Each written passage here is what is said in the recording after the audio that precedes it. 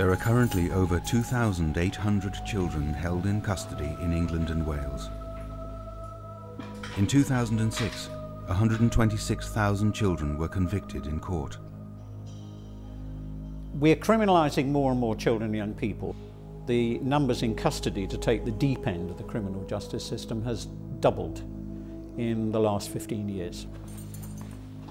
One of the real concerns that we have about youth crime and youth crime with respect to violence is that there's no doubt that the age at which some young people are now involved is much younger than it was.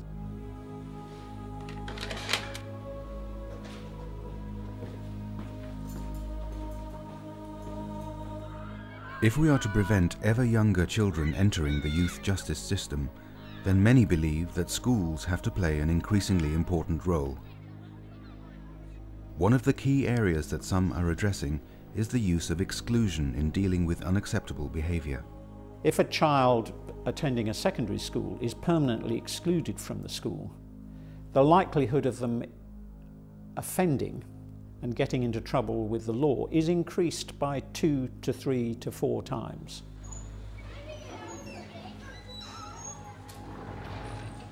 It costs a heck of a lot more money to put somebody through the criminal justice system as an offender than it does if we put money in to prevent them getting there in the first place.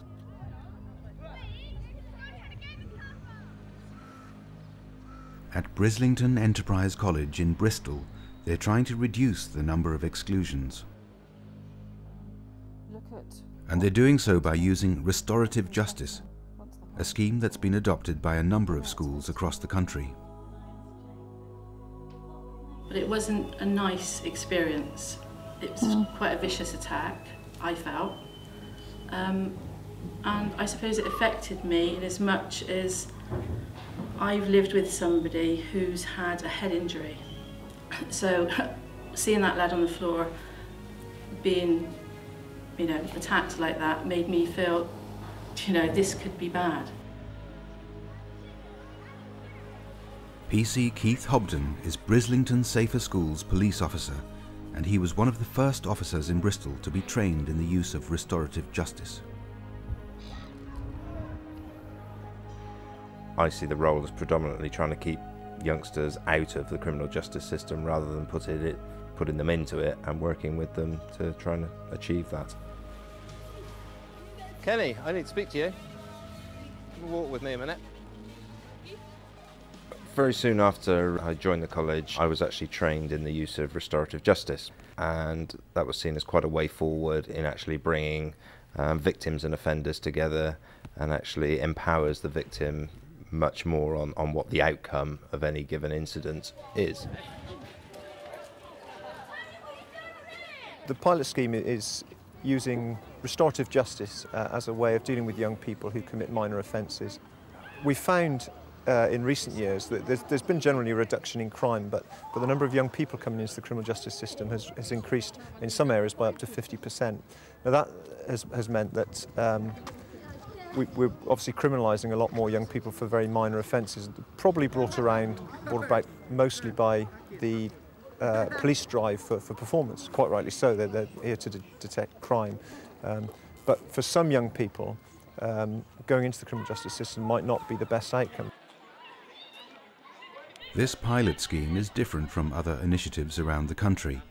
Here, the police are encouraged to use restorative justice, as it formally counts towards their targets. But if it is to be effective, it does mean that the police and the school have to work together closely, often with other outside agencies. Now, my questions are going to be brief.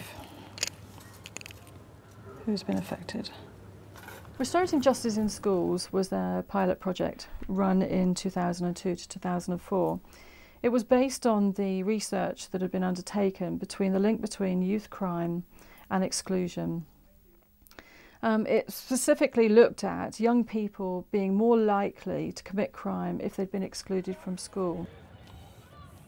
But if restorative justice conferences are to be an acceptable alternative to exclusion, it's seen as important that not just the victim's welfare is taken into consideration. the school staff also have to have confidence in a system that allows those responsible for often violent behaviour to remain in school.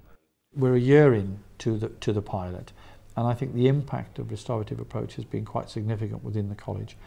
I felt that there were times when adults within the college had little voice after an incident had happened. The restorative approach allows a conference where the victim and the perpetrator can meet with a facilitator and can reach a resolution to that particular situation. We're setting up a restorative justice conference in relation to a serious incident we had on site a few weeks ago, and we're talking to two of the boys that were involved with it. I'm hoping to get out today some agreement from the young people, and at the same time have the staff reassured, one, about the process that we're using, and two, to feel reassured about the behaviour of these two particular students. Can I ask you what happened in the incident that happened a few weeks ago now? Well, it started when I was just walking out of school normally, going to my bike, and seen someone who I didn't know run onto school site and start fighting with another student. And then one of my mates was arguing with someone else again. And then I heard his dad tell him to start fighting, and they started fighting. He got hit over, and then I seen another couple of students just stamping on him. And then seen teachers break it all up, and I just left school then.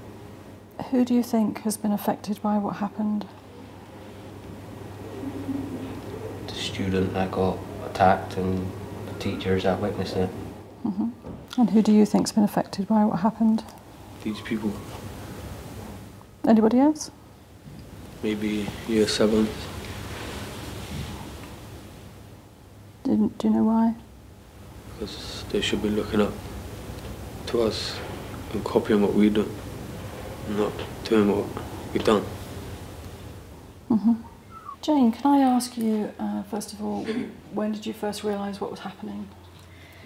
Well, during that week we'd had, you know, kids saying there was going to be a fight and everything, so we'd been sort of on our guard most of the week. On that Friday, for some reason, we were a little bit not aware that this young man had come on site. I then get a call from Tracy to say that there's a lad on site fighting with another one of ours, so I just rushed down to see, you know, not surprised who was fighting, but by the time I got there, all hell had let loose.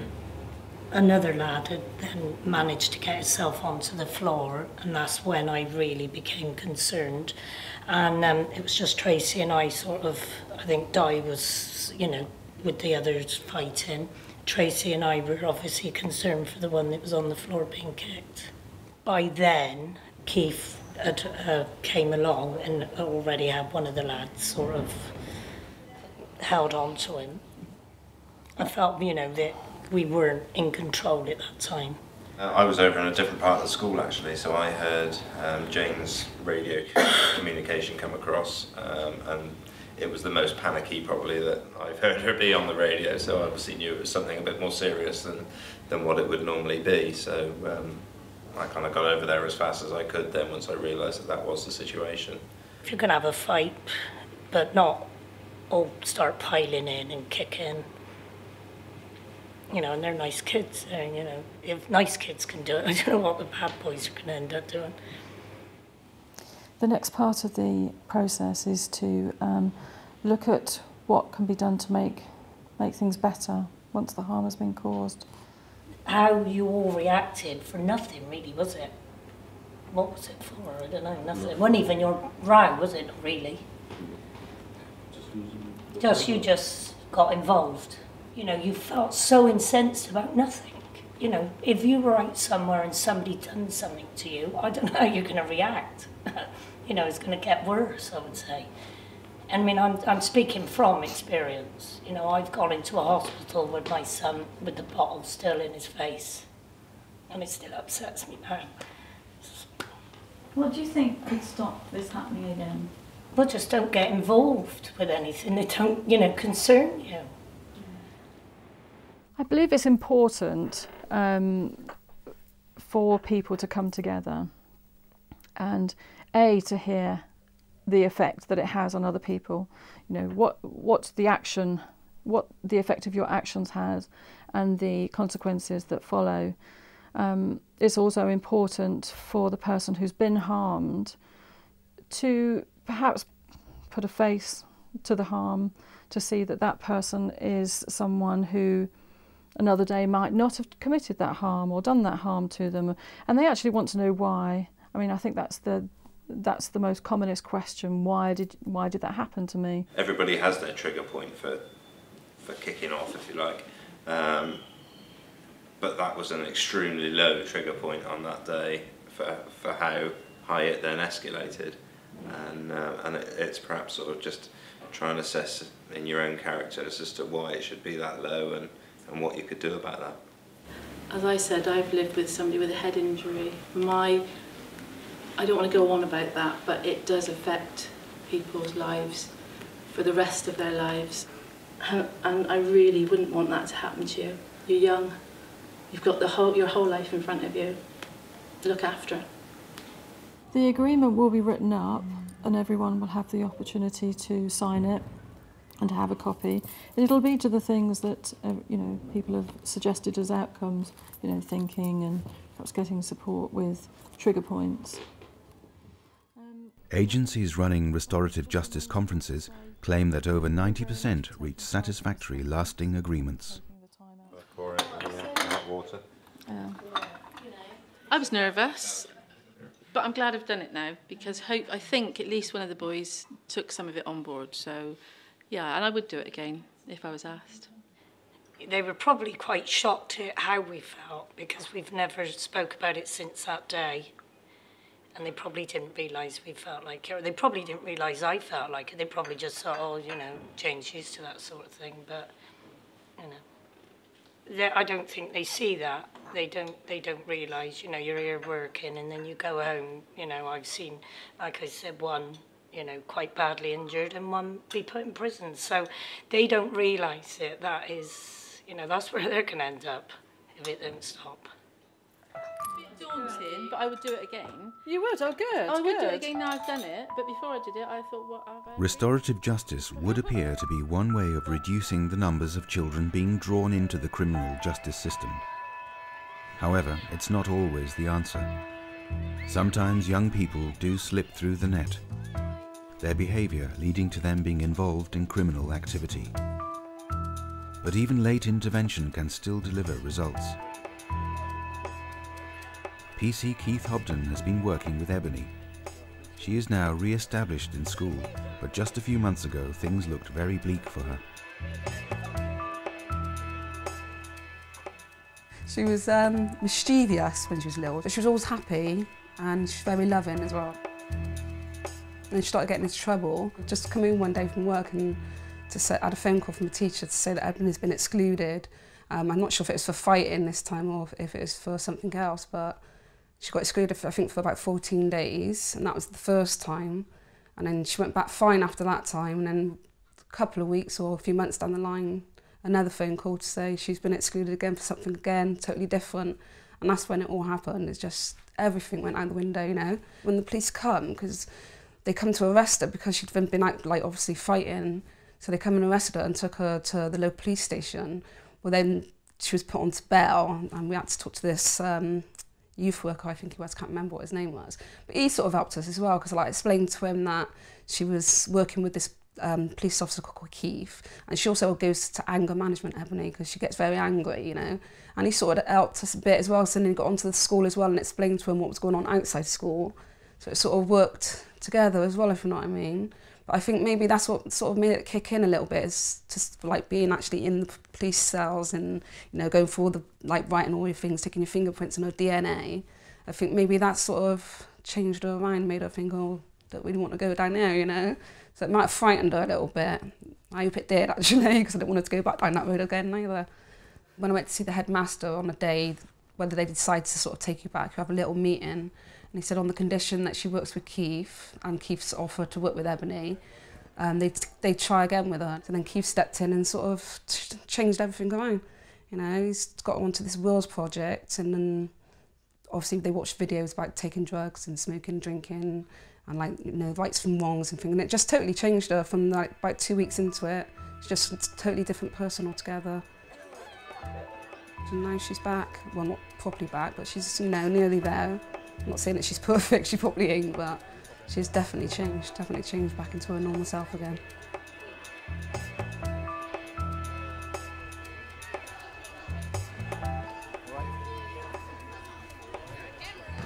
One of the things I learnt as chair of the Youth Justice Board is that there are tens of thousands of parents out there of teenagers who don't know how to cope with the behaviour of their own kids and who are yearning for support, incidentally.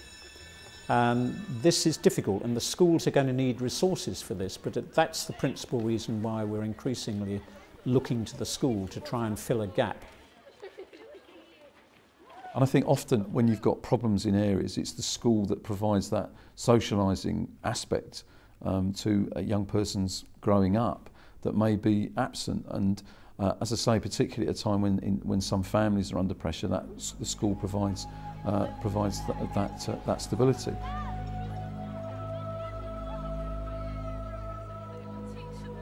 But in some communities, it can be a tough gap to fill. Educational targets can act as an incentive to exclude difficult students, always threatening to be a route into crime.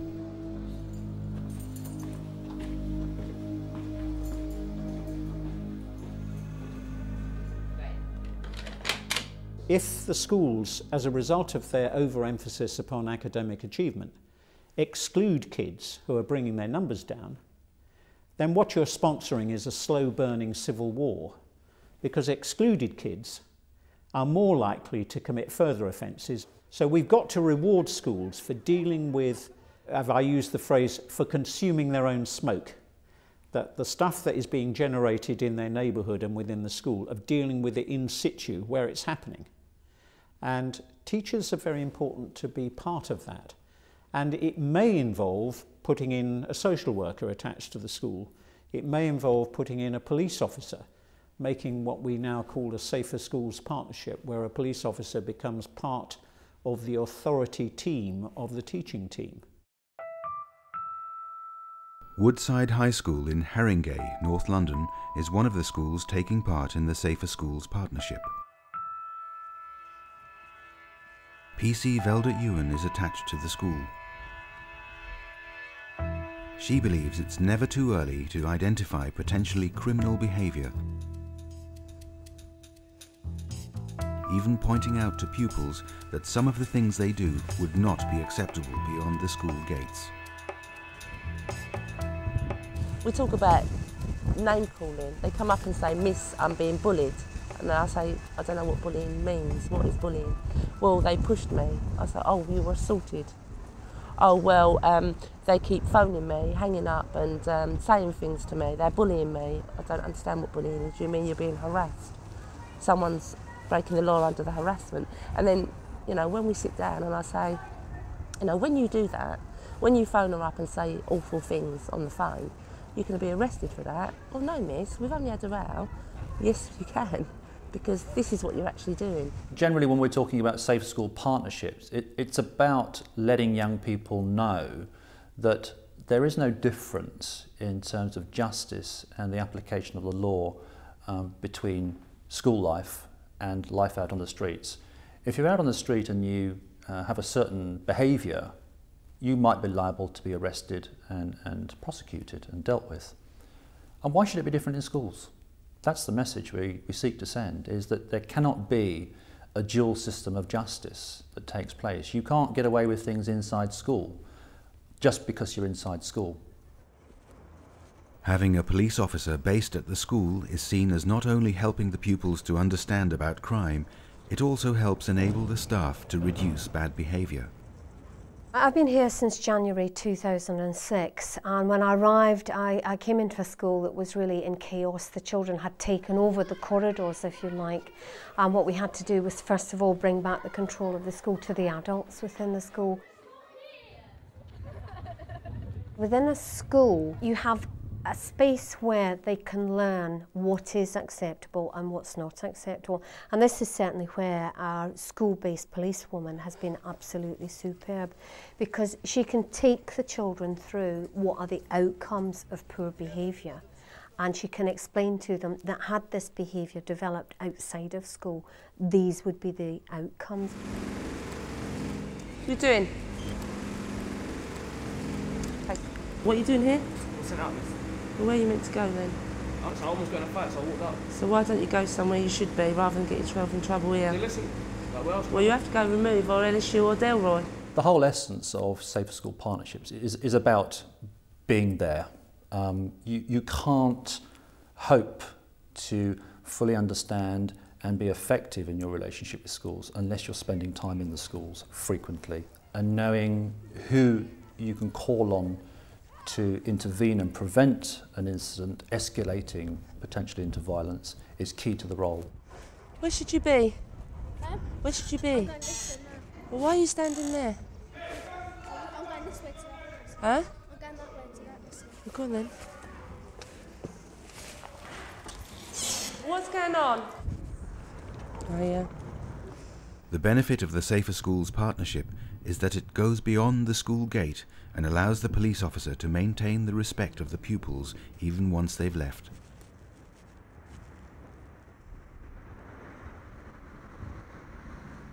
Where should you be? Don't put your hood up. You think I'm putting your hood up? I can't see who you are. Why are you not in? Come here. Be silly boy. Huh? For you. What was that all about? A gathering out of the yachts or something the other day? Gathering out? Like a couple of weeks ago or something, it was a load of people outside waiting for you to come out of yachts. What yacht? Hey. Youth offending team? Yeah. I have to stay on tag for another 6 months. Oh, that's better than going down, isn't it? It is. Huh? Yeah. See you later, guys. They were ex-students, but they were not so good students. That outside they were in a lot of trouble. Very anti-police, but obviously not anti-me because they're used to me. So I just asked them how they were doing. They were at college now, and I had heard a little rumour of something that had taken place with one of them. How do you know about that, miss? Oh, I hear everything. The evidence suggests that Safer Schools partnerships leads to a reduction in school exclusions, an improvement in school attendance, and an improvement in school achievement. The Safer Schools partnership has been linked to a 21% reduction in fixed-term exclusions. However, some have been wary of the presence of police in schools, believing they're simply tools for monitoring and gathering evidence on young people. The Safer Schools partnership does not always take the soft approach. At the end of the day, they know that they don't step over a line with me. They know that I am a police officer. I have had situations where I've made arrangements for parents and children to meet me down the police station. I've had arrangements made where parents have had to come in. So they know and understand the powers that I have got and will use if I need to. One of the things that concerned me greatly on arriving at the school as the head teacher, the first thing I did was to organise my desk, and the large drawer at the bottom of the desk, as I opened it, had something like 4 replica guns. I lost track of the number of knives, a number of laser pens, and I was extremely concerned that they had been collected within the school. So the first thing I did was a run of assemblies with every year group in the school, and I made it absolutely crystal clear to the students, if you bring a weapon onto my site, whether you intend to use it or not, whether we see it or not, I will permanently exclude you, and all of the children are very clear about that. But whilst the safety of pupils within a school has always to be paramount, the evidence is clear. The most effective way of reducing the number of young people entering the criminal justice system is to keep them in the education system. If they attain the age of 16, being effectively illiterate and innumerate, or leaving school without any qualifications, and about 15% of all school leavers are in that position, then the chances of them getting jobs in the adult labour market, which is an increasingly demanding market, are reduced, and thus the likelihood of their criminal behaviour continuing into adulthood and them having a long-term adult criminal career is increased. So there are lots of good reasons for trying to nip things in the bud early and to deal with behaviour that is unacceptable, whether it's antisocial or whether it's criminal, through means other than the criminal justice system.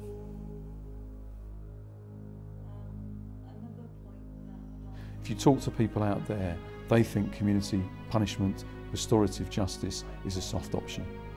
But actually, if you look at the figures, often it's the community sentence, the community punishment, the restorative justice that actually works in reducing reoffending. And we have a job in terms of the accountability of the Home Office in trying to reduce reoffending in a way which actually works, but also commands public confidence, and there's a job of work to be done with respect to that.